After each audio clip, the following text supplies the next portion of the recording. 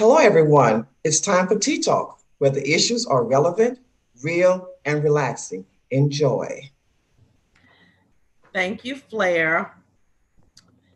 Let me make sure I got my little buttons right there. Okay, very good. Thank you, Flair, for that wonderful introduction. And I want to just greet all of you today. We have a very, very, very special day. Typically on Father's Day weekend, we do Father's Day, and we're still going to do Father's Day. So before I go further, let me just say Happy Father's Day to all of you here that are watching. And our show on Father's Day will be tomorrow on Sunday. But today we want to talk to you about a very special holiday, Juneteenth, as we call it. And there are a lot of festivities that are going on this weekend. So I thought we'd give you an extra show today to make sure you know what's going on. Not only do you know about the festivities, but you know your history. And it's accurate because I don't know about you, but I was handed down a lot of things coming up in East Texas about Juneteenth as best we understood and knew and remembered. So, in talking to our guest today, I'm finding out that some of those things were not actually true. Some of them were true, and some of them were as best they could remember, you know? And so, I'm going to learn the truth today, and you're going to learn it too. And we're going to spread it. We're going to be better able to celebrate Juneteenth and to pass that history on to our children and to our churches and groups accurately. Okay. So Flair is from Tea Talk, and she's the only one that was able to come on this morning. But what did you know about Juneteenth? You're from Absolutely Louisiana. nothing.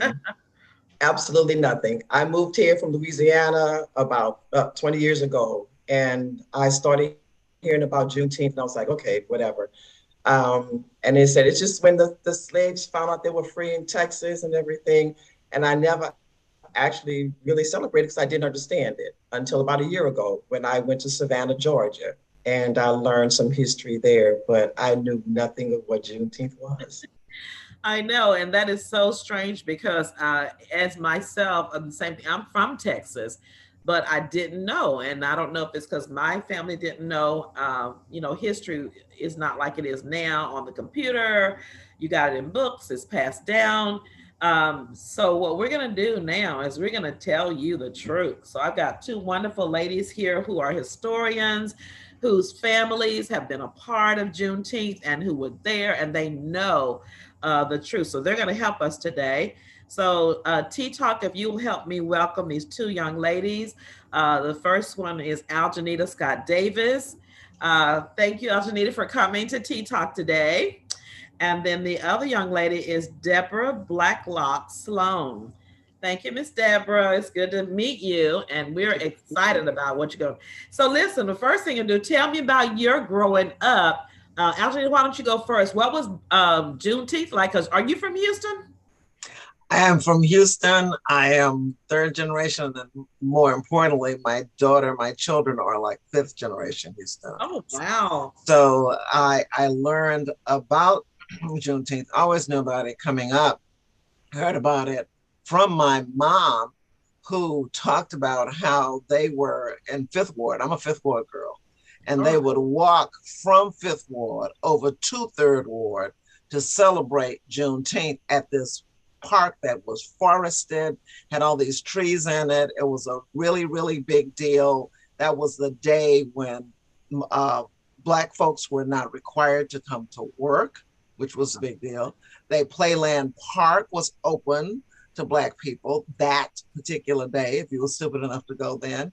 There were a lot of places that were open on Juneteenth for Blacks because the whites of Texas, in their normal segregated lifestyle, had decided that that would be the day to celebrate. But it was only within the past 30 years or so that I really began to learn more about its history, why it happened, and a lot of the inaccuracies that have been passed down through the years to try to justify the a terrible position in which enslaved people were and where, how, and where they lived, and how they were treated, and how this concept of freedom had not eluded them, but had been kept from them deliberately, even after a year, 2 years rather, after the issuance of the Emancipation Proclamation. Well, see, that's why I want to stop. Two things. You just gave us so many good nuggets there, but I just thought, wow, how amazing that people actually walked from Fifth Ward to Third Ward. That's a lot of walking, but they had to get together at this park where it was free. And so the Blacks did know about Juneteenth. They were celebrating it back there. And so were they typically doing the watermelon and the red soda water? Is that kind of a myth, or is that what y'all, that's what we did in East Texas? Yeah, well, I don't really know. I don't know as far as this whole the watermelon thing. Knowing my mother and her family, they had some fried chicken and some shoe boxes. Okay. And when they walked over here, they did not walk over here. Well, you know what I think? Hot dogs. I think the reason why we had watermelon is my grandfather was the farmer. And that was the time, because he would sell the watermelons, but on Juneteenth and places like that, he would let us eat it. So I don't think it was a kind of a myth thing, like what they take it to come. That was what we had to eat. So, Deborah, tell me about you growing up with Juneteenth. Where are you from? Are you from Houston? Yes, I am a native Houstonian, sixth generation Texan, and I also grew up in Frenchtown in the Fifth Ward. So Juneteenth to me is special because it's my mom's birthday. Okay. And so I'd like to follow that with that. My family didn't talk about Juneteenth. I just knew that on June 19th, we'd have barbecue, red soda water, watermelon, and that's all I knew about Juneteenth. I didn't know. My family didn't talk about it, and it probably has to do with because of the things that go along with slavery, anything negative. I didn't know. I had no idea what Juneteenth was about until I was like in my 40s. Wow. And even if you ask them, Lady O, even if you ask the seniors about the holidays, they were very reluctant to talk about what they consider the dark days. Right. And I did not push my uncles, my grandmother's brothers. I did not push them when they would say, "Why do you want to talk about the dark days? Why do you want to talk about the dark days?" They did not want to talk about the period after Reconstruction in which they were born, where so much mistreatment, lynchings, death, the disparities occurred. They didn't want to talk about that. Right. And I think that when you said that, see, there were still lynchings going on. I mean, even today we still have it in a different way, but there was so much mistreatment that if Blacks were touting it or making a big deal about it, they could possibly be killed or hung. So it was something, like you said, you just didn't talk about it. Well, yeah, Houston had a law that said that 3 Negroes, even prior to emancipation, they could not gather on the street. Yeah, not any 3, and they were enslaved and could not gather on the street. It was against the law. And so let's go down the list a little bit for time frame, because I do know, and I just learned this out a couple of years ago, that Memorial Park had a Black I want to say soldiers there, and there was a big massacre there and hangings and so forth. And I don't know what year that was, but my point being that when this is all going on with Juneteenth, it was still not a safe place for Black people to do whatever they wanted to do. They had to come together in a safe place. So tell me about what the original part of Juneteenth, how it started off. I know, Aljanita, you have some photos that you have that from your parents, and Deborah, you want to start off, and then Aljanita can pull up the reel with her photos. Yeah, sure. Deborah's an official historian. Let's let her really talk about this. Okay, yeah. So basically, again, Juneteenth was officially celebrated, or Freedom Day was celebrated in Houston on the 20th of June, because that's when the Union troops arrived in Houston. So the 19th is for Galveston and the 20th is for us. But again, they were looking for some place to have a celebration. Jack Yates and Reverend Dibble and their congregations would normally, they were in Lubbock's Grove in the 2nd Ward, and then they found a grove near the 4th Ward, but they found out a lynching took place there. So they were looking for another site to have their picnics. And so they settled on Emancipation Park. Richard Allen was instrumental in finding the place, but it was someplace they could celebrate freedom, celebrate the idea that now they were free to do whatever they wanted to do. And so this park was special, and it was a community effort to pull their resources together, pull their monies together. And my good friend Bill Milligan would say it took a village to get this transaction done. And again, they were looking for a place to celebrate Juneteenth, a place they could call their own. Right. So was this in 18? What year was this? Oh, They purchased a park in 1872. 1872. But in between that time, they were looking for places to hold their celebrations. Right. And a couple of times, some of the white residents protested, and so that's when they knew, well, we've got to find our own place. Right. So, Aljanita, you want to talk about some of your pictures, kind of take us down that line of, I know you got some beautiful pictures about some celebrations and some things that your father, as we are honoring fathers this week, we honor your dad and all of the dads, but I had met your dad, I think, years ago. I think I did. We go way, way back. We're going to start giving our age out, but I know your dad was very prominent and very into what was going on and being actively involved. So you want to talk about your pictures, Neil? Yeah, I want to, the pictures that we have are pictures from the days of actual celebration. Okay.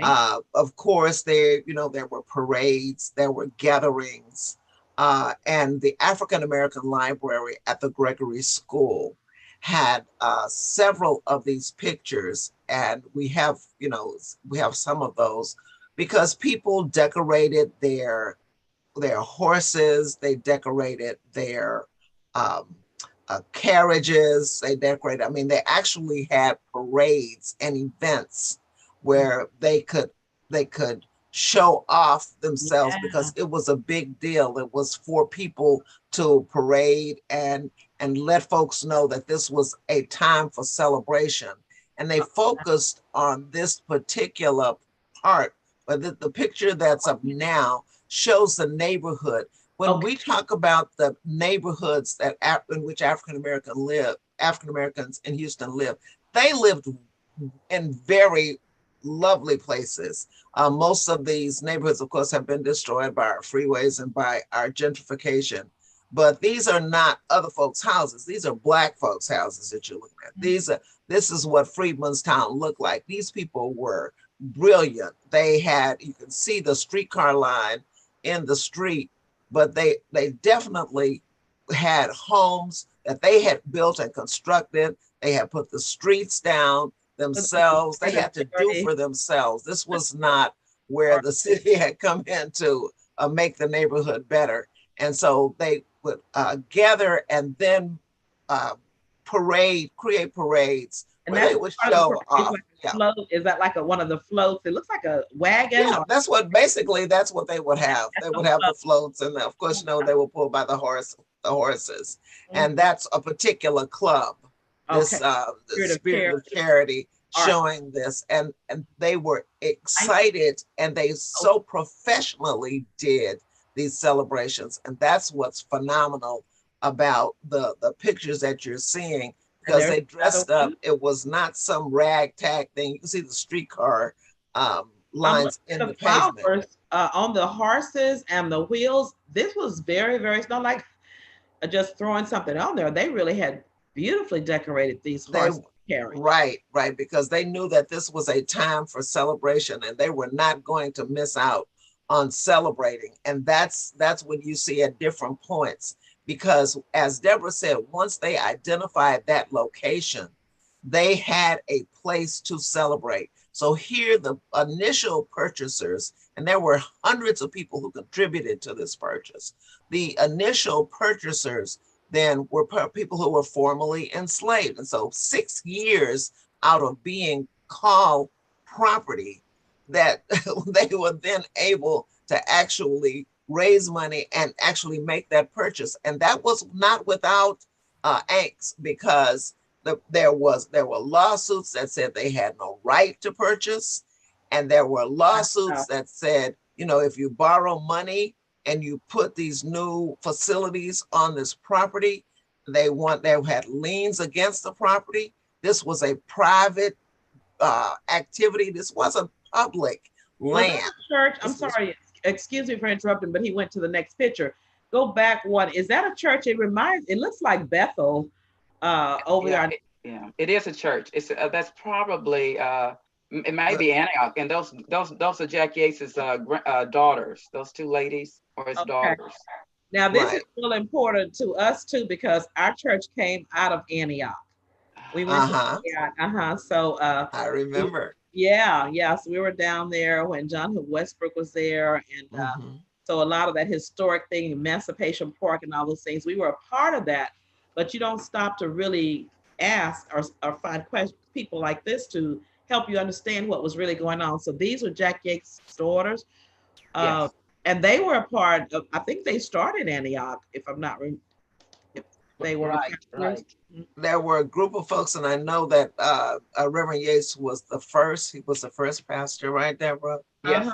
Of Antioch. Pastor. And when you see the building Antioch, you see this fine masonry that these folks had. Now keep in mind where they were out of slavery, but they knew their trades, they knew their stuff. They built this city, they built it. And then you see what you see Antioch now with the covering of those bricks, you don't see them.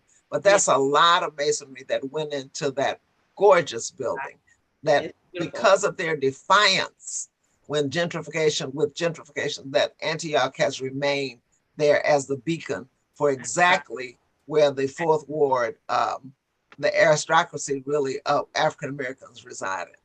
I want to talk about that too. John, you can go to the next picture, so I don't want to miss that. What is this a picture of here? Those are people in the park, aren't they? Those are people in the park. I thought, is Jack Yates on that one? He may not be on that one. No, he's not on that. No, I don't think he's. I think this is after. Yeah. So that might be the park. Yeah, because you can see the kind of the fencing in the back.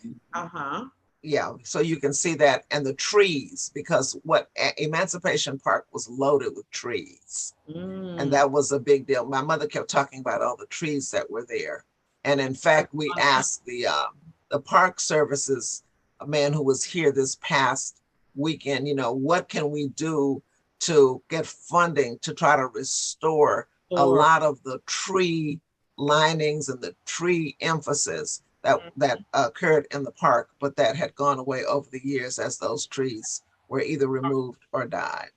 Pastor Johnny, can you move to the next picture and make sure we get all the pictures in? Okay, now, Sister Deborah, you want to talk about that one? Well, that's the photo of a group in Austin, and those are, I think the caption should read something like, those are the last of the, they always use the word slave, but I like to say enslaved. Our ancestors were not slaves, they were enslaved. And so that would be a group of the last enslaved group in Austin, Texas. But look how fine their dress. Those people went to church service before they went to the park. So this was a big deal. You know, you dressed up, you got on the trolley, and then you took that to the park. So this was some exciting times, and people were really just glad to be able to celebrate their Freedom Day, as it was initially called. And you know, I think about, I can't help but reflect, and we're going to move up there in a minute to about current. But nowadays, you know, you go to the park or whatever, you got the dresses that are barely a piece of fabric covering certain parts. But I know that back in the day, they were very proud, and they put on their best because they wanted to be looked at as serious, important, intelligent African Americans. So I just look at how they dress there, and I know we wouldn't dare wear that now. But I think still the pride that came with that is what I'm seeing from them. Yeah, as a people, our attire made a statement about us, and it always has. And one of the things that if you were denied or you did not have the opportunity to have appropriate attire, what you did was you searched for that, and that one of the first things you did as an African American was that you sought to have the look to be appropriate and to represent yourself as somebody with knowledge and with finesse. And that's exactly what they were doing. Well, let's talk about, are there any more pictures? Okay, now that pictures, tell us about that one. This is a picture that was taken at the time of the celebration of the reconstruction of the park. The park went through several stages. Of course, as I said, initially, where there were efforts by the private individuals, the Colored Festival and Emancipation Association, where it would purchase items and buildings to go in the park and sheds and stuff, because they did not just want a piece of land. They wanted there to be structures that they could utilize during the entire year. And then the stimulus package that was done with the Public Works Act in 1938-39 and the Roosevelt's effort to recover from the Depression, that's what constructed the two main buildings there, the Cultural Center and that swimming site. So by 1940. Is that Emancipation Park? That's Emancipation Park. The cultural building that's immediately behind these people, that was constructed by 1940. And you can see there where the stage in that cultural center was allowed to open towards the west side of the park so that the park could serve people outside the stage. They were very creative when they did this, to serve people outside and not just inside. So you can see that the back of the stage that's now been redone so that you could take advantage of the building. And then the individuals who are on this picture are contributors. They are people with the tax increment reinvestment zone. They are legislators. There, I see her there right in front with those blue pants. Right. And basically what the terrorists in the tax zone did was pump in about $33 million to redo this park. The tax zone, terrorist acts in behalf of the city of Houston. And so Phil Freelon, who's a tall guy on towards the right side, next to Ms. Bostic, that's the guy who was the architect. So he took us to New York. He took us to Chicago. He took us to places so we could see, you know, what these parks look like in other places. And so then he came back and they made the recommendation of exactly what should be done to modify the park and how those millions of dollars should be spent. There is still another part of it at the blessing stage that really needs to be constructed. But this group had just simply gathered to mark that basically the rededication of the park, which just so happened to be 100 years after the courts ruled that African Americans, that this park would be dedicated as a sacred place. It took the courts to do that because there was so much fight and evil that came to try to disturb this opportunity to have this sacred place. And that's why you see the folks there who were celebrating that whole reconstruction of the park. That's the park that you see today. Right. And I want to just compel us all to go and look at it. I mean, with living in the suburbs out here, I need to go in and look at it. And I know there are some festivities going on, and I want to give those real quickly because I want to go back and kind of summarize what we said, because we want to make sure we know what Juneteenth is. And so the festivities are going. I know the mayor is having a parade in Acres Home. Is that Saturday or Sunday?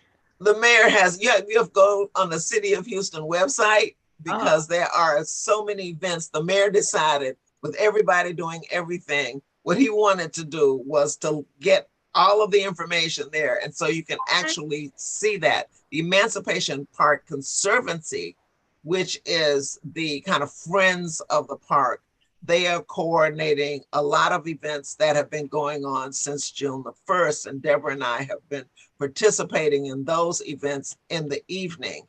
On the June the 18th, of course, there will be a 4 o'clock program on the Emancipation Park site that will honor people who raise money. It was Garnett Coleman's vision to redo the park, and he was the one that did that, but it was the Kenders who also contributed to that. The parks director went out and raised money, Houston Endowment, a lot of people raised money for that. So they're gonna recognize those folks for this last effort. What website do they go to get the information? Emancipation Park Conservancy's website. Okay. And I want to say it's something like EPC or something cute, but ultimately it's Emancipation Park Conservancy, and they will tell you exactly everything that's happening at the park. They're also doing some entertainment on the Saturday night and Sunday night at the park. Yeah, and just be safe. So anyway, Deborah, let's go back and look at, to make sure, do a summary. You know, I'm a teacher, so I like to summarize, make sure we didn't miss it. So Juneteenth, summarizing up, started when, and what exactly is it? If somebody were to ask me, what is Juneteenth? What should I say? So Juneteenth is when Granger arrived in Galveston and he enforced Lincoln's Emancipation Proclamation. Okay. Because remember, he instituted it in 1862. Then by January of 1863, so that by the time June 1865 comes, they are coming to enforce his proclamation. Okay, and again, you know, they lost the war, and they were finally saying, okay, it's time to let these people go. They are emancipated, even though General Order Number 3 says the freedmen are to remain at, I have to do this, at home. Yes. And work out contracts with their masters. So people didn't move right away. Some people didn't move right away. Some people were even hidden. Some slaveholders hid some of their enslaved population because they did not want to turn them loose. So again, it's known as the Day of Jubilee, Freedom Day, Emancipation Day. And again, it's when Lincoln's proclamation was finally enforced by the Union troops who came, who spread the news across Texas. And Ashton Villa, may I please say this? Nobody read anything from Ashton Villa. That is a tourism ploy, and I'll tell the people at Ashton Villa that. The Osterman building is where the Union troops would have been, and that's where they would have read the proclamation of anything, not Ashton Villa. Okay. You know, and I went down for a big celebration they had on the 100th year in Galveston, and they reenacted with the Buffalo Soldiers coming and then coming to read the Declaration, you know, Emancipation Proclamation on the steps of the courthouse. And I know they have a lot of historic markers there for you to read. It's really a very educational place, but I noticed you said that Galveston celebrated on the 19th, but Houston celebrated on the 20th because they came to Houston. But you know, part of what my family told me was true. They said that we didn't find out until a couple of years later. So everybody may have known, but it was not enforced for a couple of years. Would that be the right thing to say? Yeah, yeah, and you know, and think about this. The slaveholders would have talked about the proclamation in front of the house servants, who would have gone back and told the people in the quarter, so they knew it was in the newspapers, because they were because Texas was part of the Confederacy, because they instituted the 1861 Constitution, which said no Negro shall be emancipated. And that's in Texas, right? That's in Texas, right? You know, when I was growing up, I thought that the southern states were Mississippi and Georgia and Louisiana. I didn't know Texas was a southern state. Growing up, I thought we were, you know, in Texas. Texas, the only reason that Texas exists is because this was a territory. Stephen F. Austin had decided that if you bring a slave into this territory, you would get 80 acres. So if you bought 10, you get 800 acres. And the slavery offended the Mexican government. So in Mexico, the legislature in Cornelio passed a law that said there shall be no slavery in our territories, including the recalcitrant Texas. And Texas says, oh, absolutely not. That's why the Alamo was fought. The Battle of the Alamo, Davy Crockett and Jim Bowie and all of this, they fought because they were not going to be told they could not have their slaves. This is about slavery. Texas was created because it refused to abide by the Mexican law because it was a Mexican territory. They refused to abide by that. And that's why they fought the battle of at Alamo. That's why they fought the battle of San Jacinto, because they wanted to make sure that they were going to be allowed to be free and therefore create the Republic of Texas, where then they could have their slaves and that get Stephen F. Austin out of jail. And then he could be happy and continue this whole dastardly program of slavery. You know, you not said, only that though, Aljanita. Yeah. Go I was ahead. gonna say not only that, if I can add to that. Go So ahead. when they brought the enslaved population in, they told the Mexicans that they were indentured and they had to work out their debt. So that was deceitful as well. But Aljanita is certainly correct. It was all about slavery. I mean, you come into somebody else's country and you do what you want to do. So it was this whole ruse that these people were indentured. They had to work their debt out for 100 years. Okay. So, but it was actually slavery. So, okay, let's kind of back up a little bit, just kind of make sure I'm hearing it right too. So, because this territory belonged to Mexico. That's correct. Yes.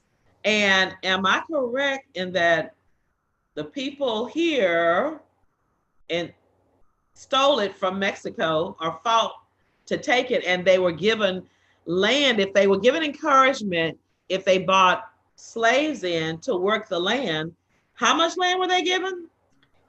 80, my understanding, it was 80 acres per individual that they brought in. Because what the goal, Stephen F. Austin's goal as the father of Tejas, Texas, was that he wanted Texas to be like Louisiana. Of course, all the Six Flags of Texas, and so Louisiana, of course, built a tremendous economy on cotton and working enslaved people. So many of the slaves had come through there. Few slaves then came in through the port and came in through where there's now Barber's Cut in Texas. But Texas was kind of late to the game in terms of organizing, because the indigenous people weren't allowing the Texans to do what had happened in Louisiana. So they wanted to make sure that Texas would build its economy in the same way Louisiana did, off of the backs of the enslaved persons. And that's why there would be land grants to individuals when they brought the slaves in, because that would help settle the Texas part of the Mexican territory. Wow. And we got to go, but I just had to put this one little thing in. So we couldn't get our 2 acres and a mule, but they got 80 acres per person. Are you kidding me? And so when Sheila Jackson Lee talks about reparation and all this stuff, it's like we as African Americans have been able to do so much with so much oppression and so much unfairness that has gone on since the beginning. But even with Reconstruction and all that stuff, it has been a big joke. It's been a big thing where they have always tried to put us back and given more, 80 acres per person? Are you serious? So that's why it's not equitable. We can never catch up. Give me my 80 acres and let me see what I can do with it. And the Blacks never got theirs. Right. It was really the personification of evil. That's the only way that you can describe what happened in this, what was then a territory. If you look back at each of the lawsuits, each of the efforts where people were coming together to just recognize, I mean, can you imagine the fact that here are these people raising money for a park when people needed food, they needed hospitals, they needed doctors, they needed all of the essentials. But the concept of freedom was more important to them than actually getting a hospital set up and getting things, because they wanted to make sure that the freedom was essential to all of the other needs that had to be addressed. That's what was so fascinating about these individuals who were formerly enslaved, that they recognized the most important part of life was freedom. And then the other things, the food, the cemeteries, the hospitals, all of that would come later. First recognize freedom, and then those things would happen. When we got ready to redo this park, we were criticized as a governmental entity, why are you redoing the park in an area that is gentrifying? Because people were concerned that you redo this park and little Becky is going to be running around with her dog and her baby carriage. So why is it that you would be spending this kind of money on the park? Wow. The important thing was that we had to make sure that the concept of freedom and its recognition was preserved.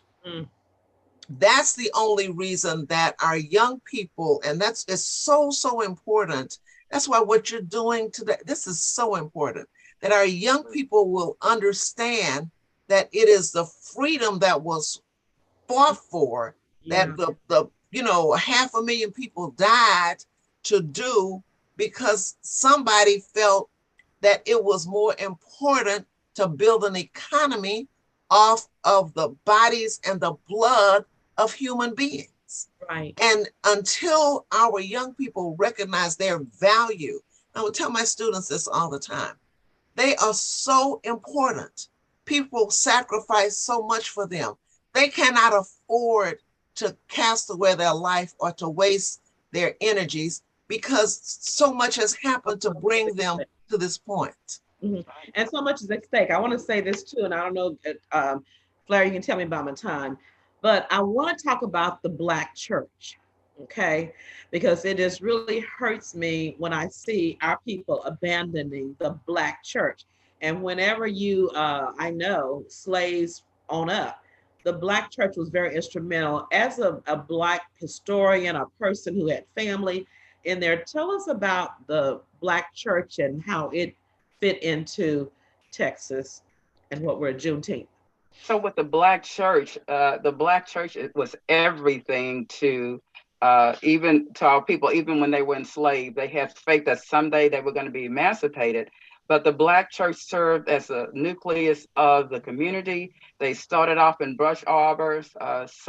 In some instances, white citizens allowed them to worship in their church in the balcony. But because we were not allowed into white mainstream America, everything that had to do with politics, social, educational, it was done in the church. The Freedmen's Bureau's schools were established in churches. So education, everything came out of the church. And so you are correct in saying that we need to remember the original purpose of the church. People were the pastors, Jack Yates and all the others said, do three things: get a trade, get an education, buy property. All of that came out of the church. And again, they were the nucleus of the Black community. And it goes back to the idea to purchase property to celebrate their emancipation. This came out of the church. So the church was everything to Black people. And we need to remember that. We don't need to stray away from that. And the church focused on knowledge. That's right. Whatever, it is the basic tenet of the church about knowledge and gaining knowledge and reading, and it's the word, and that concept of knowledge and teaching individuals. That's what intelligence is about. The church is it injected knowledge into a race of people. That's what the church did by either teaching using the biblical tenets, but in applying the biblical tenets to life and the other institutions. When you think of the number of universities that were created by the church, that's right. The schools, the initial schools in Houston, Gregory Institute, those schools, that was because the church people came together, and then they could pay. They raised their own money. They paid for their own teachers. They did their own thing. And it was the church that really did. And when I explained that to, talk to my students about the role of the church and bringing that knowledge forth, because it was, if you even look at Texas Southern University as a classic example, those first meetings were the church bringing the people from Marshall to help do the extension classes once they had graduated from Gregory School, once they had completed their 8th grade education. then they had to go to the next level. There was a Prairie View, but there was nothing in Houston. But it was the church that said, we will bring in those folks from Marshall and start the extension classes. That's why the beginning of TSU predates the University of Houston. Yeah. Because that 1925, those extension classes, where they were coming in utilizing the church buildings for the training and for the extension classes. And afterwards, then the school district said, we will then organize the colored junior college and the white junior college. But it was the church that set that plate of knowledge to learn. And that's where the information was passed on with the subject matter information. But it all came out of the church. It all did. It came out of church, and even church members, the lawyers and things like that, they were educated and they could read. And so they helped other people read, help them get land and so forth.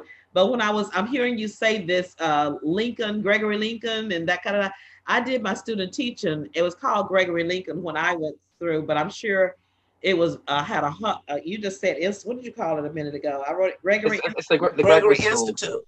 Gregory Institute. Same school, Gregory Lincoln? No, it's a different school. It's a different school. Okay. And so who was Gregory Lincoln? I'm trying to figure out where did this name come from? Because I know, wasn't there a hospital too that was, what was it called? What was the Black hospital called? Oh, you mean the Houston Negro Hospital? Houston Negro Hospital. But in Freedmanstown, there was a hospital where the doctors had gathered. Yeah, when they the Union Hospital, started that. Okay. So I think that Gregory Lincoln came from the fact that the school was named for Edmund Gregory, a Union general, and then of course named for Lincoln, the great emancipator. So I think that's where that name might have come from. Okay. Yeah. But Gregory School started out as Gregory Institute was private. That was private where the people put together. It wasn't where the public school, Mrs. Baldwin didn't run over here and say she's going to educate the Negroes in Freedmanstown. It was the people in Freedmanstown, which was the first area in which they were allowed to live, that actually put the schools together. And so Freedmanstown is 3rd Ward? No, the 4th Ward. The 4th Ward. It's 4th Ward. Mm-hmm. Downtown, and then to the west, where current Freedmanstown is today. That constitutes the 4th Ward. Yeah, the original 4th wards of Houston were at the intersection of Main and Congress. Okay, Main and that's why we had a Black Wall Street on Milam. My father-in-law's office was on the 2nd floor on Milam. And that's where all of that, in that area where the Market Square, that's where the Chronicle building was. That's where Trinity United Methodist Church was there at that site, and they discovered artifacts from the church after they tore down the Chronicle building, and now they built this super Heinz building. But that was 4th Ward. Most of what's downtown now was 4th Ward, because if you think about the intersection of Main and Congress, it was 4th Ward, and a section of 4th Ward was then where Blacks were allowed to live closer to the bayou, because that was the undesired property. Can you imagine undesired? Where did the white people live? Everywhere. Everywhere, yeah. Everywhere, yeah. So when they once our ancestors were brave enough to leave the plantation, most of them left the plantations, came down the San Felipe Road, and they walked for miles. And you know how hot it is today? Imagine walking with children in tow, with nothing, and they settled right on, they stepped on the bayou, they stepped in vacant buildings until they could, buy land. Those who could build things, those were the people who could buy land first. But again, they left those plantations walking for days, sleeping outside in the elements, Bayou, let me ask you this too, because I'm sure you all know it. I'm not from Houston, I'm from East Texas. So a lot of this stuff I don't know either, but I know in the bayou, they have all these little houses along the bayou that the shanties. The shanties, were those Black people's homes? Or? Those were shanties. Some people built like little lean-tos or whatever, but you can imagine the terror of white people when they saw all these people coming from the plantation live the American dream. Yeah, it was frightful for them. The newspaper said they should go back to their homes. They don't need to be Yes. here.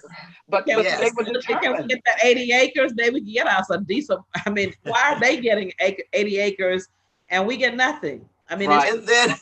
And then with the turn of the century, they decided, oh, we made a mistake. We should not have allowed them to have that precious land along the bayou. So they Yeah. turned what was called Buffalo Drive uh-huh. to Allen, named for the founders. Now, keep in mind those two brothers that came here and concocted this myth of Houston, the city. One of them died and the other one left. So it was really Baldwin, the woman's money, The woman's the money. wife's money that was used to create Houston. That's another lie.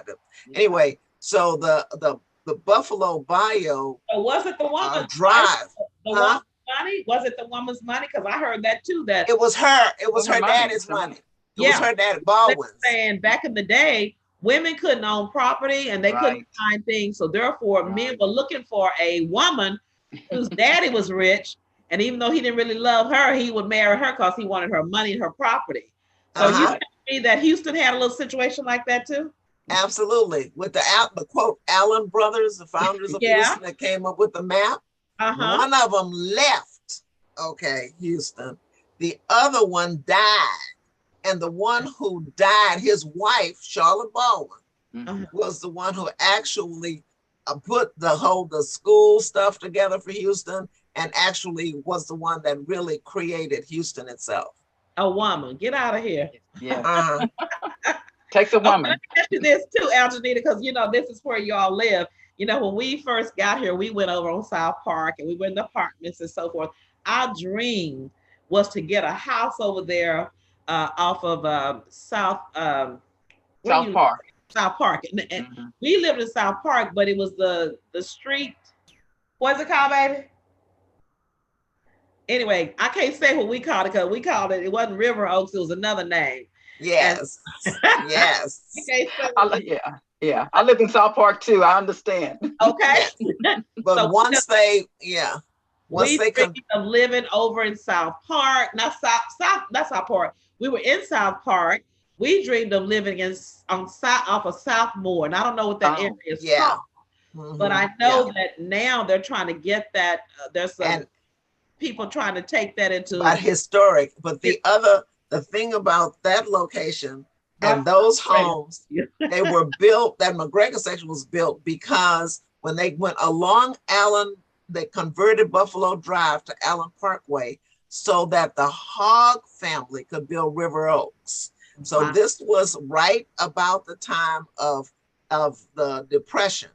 And they started building River Oaks. They did not allow Jews or blacks. So the Jews went over on Bray's Bayou and built Riverside, the Third Ward area that you see with TSU now. That was that's primarily a Jewish community. The whole McGregor area, Jewish community, the Wine Gardens, the Jaworskis, all those people. That's why, because they were not allowed to go into River Oaks. That's why they went over and started that neighborhood.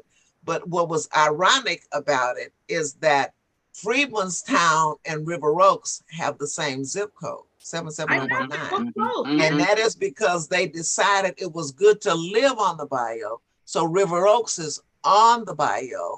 And instead of calling it Buffalo Drive, they call it Allen Parkway. So they just ran through all those homes and took all of that property that belonged to and had been dedicated, that lowland, dedicated and allowed for blacks to live. They just wiped that out and they put some housing there for white project, San Felipe Village. And so most of what was the initial part of Freedmanstown was wiped out with that 1929, 1930 construction of River Oaks. Wow.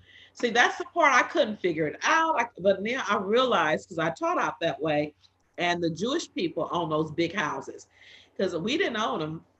I know we finally eventually got some of them, but but in that area, we were like drive through and like, oh my goodness, if I could live over here. Because you're right. I remember when Muhammad Ali came and he wanted to buy a house in River Oaks.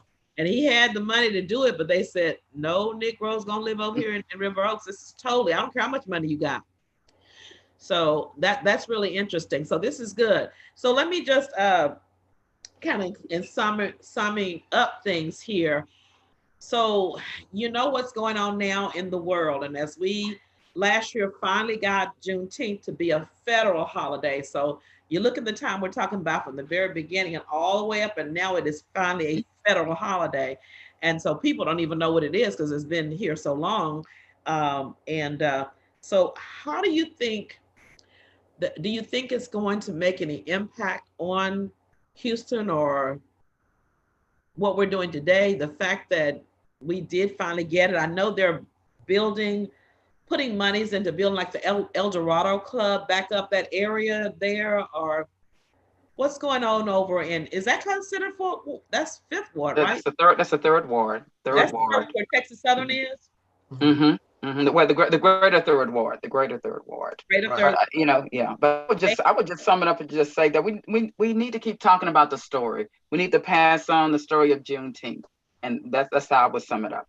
Right. We need to pass along the story and the importance of Juneteenth. Yeah, and so much is important that people realize that control, the issue is power.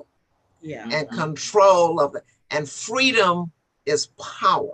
Yes, ma'am. And every step that's taken, that we take, there's another step that's taken to try to recover some of that power. That's what's happening right now, if you really think about it. So as you look at the conveyance of land and we have not fought valiantly enough to preserve the ownership that our forefathers did when it comes to the land, the Fourth Ward. You know, the freeway came through, wiped out the colored library. It wiped out Pilgrim's Temple. It wiped out all of those. We should now be stretching out in the middle of the highway saying to TxDOT, you need to do more to preserve the culture because of the culture that you have destroyed. The concept of the fact that the highway system in Houston started in 1950 on the corner of what was in Dowling and Jefferson. Right. Okay.